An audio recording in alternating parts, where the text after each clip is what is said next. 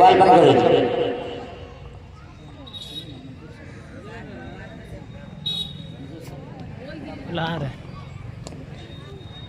انشا پروین بن محمد ذاکر حسین اس شعر کے ساتھ کہ بڑے غور سے سن رہا تھا زمانہ، بڑے غور سے سن رہا تھا زمانہ، تم ہی سو گئے داستہ کہتے کہتے دینی مدارس و اہمیت.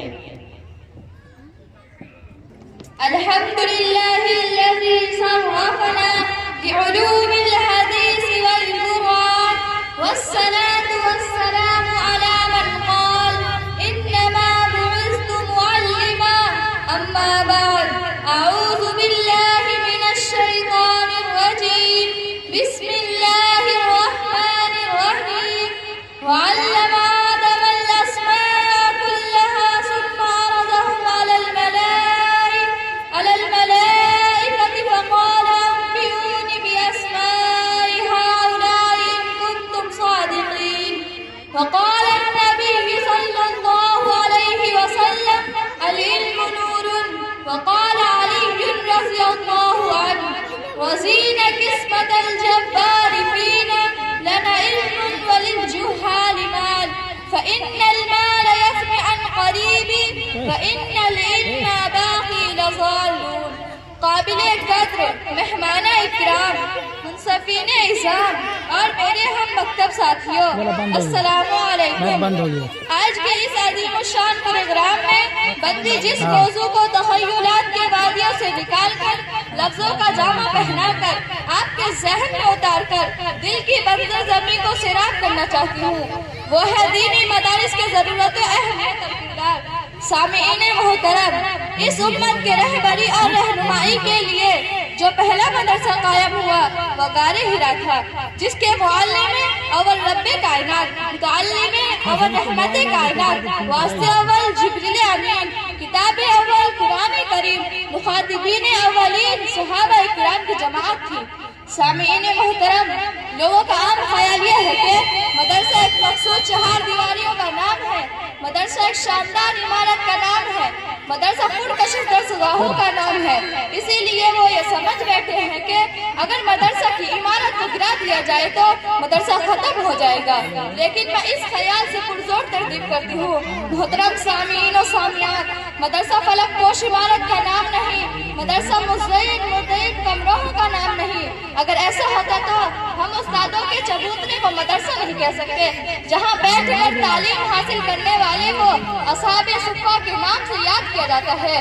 اگر ایسا ہوتا تو دیوبند میں واقع اس انار کے سائے کو مدرسہ نہیں کہہ سکتے، جہاں محمود نامی استاد نے محمود نامی شاگرد کو تعلیم دے کر ہزاروں مدرسوں کی بنیاد رکھی تھی. تو پھر اگر آپ کہ ان چیزوں کا نام مدرسہ نہیں تو مدرسہ کیا ہے، تو عرض کرتی ہوں مدرسہ وہ ہے جہاں انسان کو انسان بننے کی تعلیم دی جاتی ہے، جہاں اسے زندگی گزارنے کا ڈھنگ سکھایا جاتا ہے، جہاں اسے علم کی شمع اس کے سینے میں روشن کی جاتی ہے، جہاں اسے اعلیٰ اخلاق اور آداب سکھائے جاتے ہیں. سامعین محترم، دوری حاضر میں اگر آپ ان دینی مدارس میں جائزہ لیتے ہیں تو فوراً ذہن کے غلیوں میں یہ سوال گردش کرنا شروع کر دیتے ہیں کہ یہ دینی مدارس کیا ہے، اس کا کردار کیا ہے. سنیے، غور سے سنیے، اگر آج یہ دینی مدارس نہ ہوتا تو آپ کا جنازہ پڑھانے والا کوئی نہ ہوتا. اگر آج یہ دینی مدارس نہ ہوتے تو حقوق والدین کو بتانے والا کوئی نہ ہوتا. اگر آج یہ دینی مدارس نہ ہوتے تو حقوق جوزین کو بتانے والا کوئی نہ ہوتا. اگر آج یہ دینی مدارس نہ ہوتے تو ترقی کا علم بتانے والا نہ ہوتا. اگر آج یہ دینی مدارس نہ ہوتے خانقاہوں میں اللہ اللہ کا آواز نہ گونجتا. اگر آج یہ دینی مدارس نہ ہوتے تو قومی اسمبلی ناموش رسالت اور ناموش صحابہ کی لڑائی لڑنے والا کوئی نہ ہوتا. اسی لیے کسی شاعر نے کیا خوب کہا ہے، چشم و فلک بھی پرکھ چکے ہمیں نگاہ کار سے، چشم و فلک بھی پرکھ چکے ہمیں نگاہ کار سے، پوشیدہ کیوں کر رہ گیا ہمارا اسلام غیر سے. ہو چشم و نقیر پردہ احراب صرف نظر، ہو چشم و نقیر پردہ احراب صرف نظر، سارا جہاں چمک رہا ہے ہمارے کردار سے. محترم سامعین و سامعات، مفکر اسلام، شاعر مصری علامہ اقبال رحمۃ اللہ علیہ، جن کی زندگی کا اکثر و بیشتر حصہ کالج یونیورسٹی میں گزرا، جن کی قلم درانہ نگاہ اور حقیقت شناس تھی. انہوں نے فرمایا کہ ان مکتبوں کو اسی حالت میں رہنے دو, غریب مسلمان کے بچے کو انہی مدارس میں پڑھنے دو. اگر آج یہ مولانا اور مدارس میں ہوتے, جانتے ہو کیا ہوگا؟ جو کچھ ہوگا میں اپنی آنکھوں سے دیکھا ہے. اگر آج برن صغیر کے مسلمان ان دینی مدارس کے سر سے محروم ہو گئے تو بالکل اسی طرح ہوگا جس طرح اندلس میں ہوا.